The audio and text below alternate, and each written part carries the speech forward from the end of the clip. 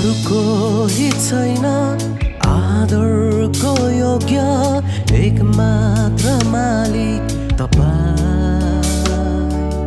अरूको हित छैन सिंहासनको योग्य एकमात्र राजा तपाईँ।